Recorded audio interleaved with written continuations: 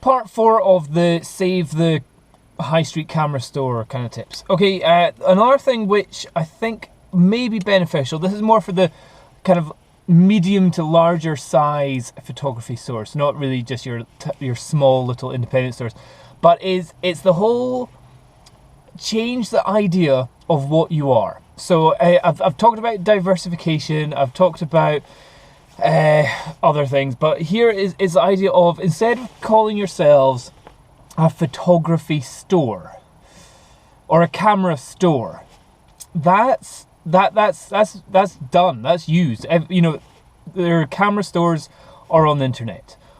Being a physical place where people can go in and interact and touch and feel and play and use the facilities, you have to become much more than just a camera store, a sales warehouse. In fact, there's a company called the Camera Warehouse as well, which I think is not just an online store, that's an actual place as well. But think of yourselves as the photography center, photographic center. So in other words, because you are diversifying, you are using, for example, studio area, client area, maybe a little bit of a coffee shop, and maybe client sales. So in other words, if a photographer comes in and says, I like this picture, you go, you've won picture of the month, we're going to print it out, and if we sell it, you can keep a percentage of it, or if you don't want to do that, that's absolutely fine. And so it becomes much more than just a place for people to buy cameras. It then becomes a place where people can go and look at other people's photos, where people can buy photos, where people can rent a studio, can meet up with their clients, can do photo shoots. Make your store, the place that you've got, become a photography center, a photographic center, rather than just a camera store. In psychology, that's effectively, there's a counseling term or a counseling style called neuro linguistic programming, NLP, which is the whole idea of, instead of thinking like the glass is half empty, you say the glass is half full.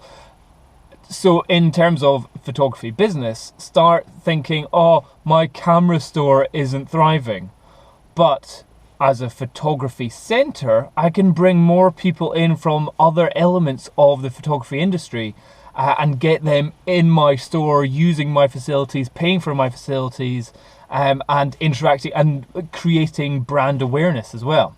And if you are a little store, if you're a smaller store but you don't necessarily have the space there, then again, changing the idea from camera store, camera warehouse, whatever, and turning it into, and rebranding, renaming as a photography center, then have it so that people are coming along for information. People are coming to your shop for the latest news, the latest information, the latest playing with the toys, the meet up before they do a photo walk. Again, like, if you can't have people in store doing photo lessons or tutorials, have it so that you're working with a local school and you are, or a local university, so you are sending your head staff member or something to the university to advise people of the latest news, of the latest sensor tech, of how to compose images and all that kind of stuff, and integrate your camera shop to become a camera center, a photographic center, so that people know the people that are in there and know that they're knowledgeable,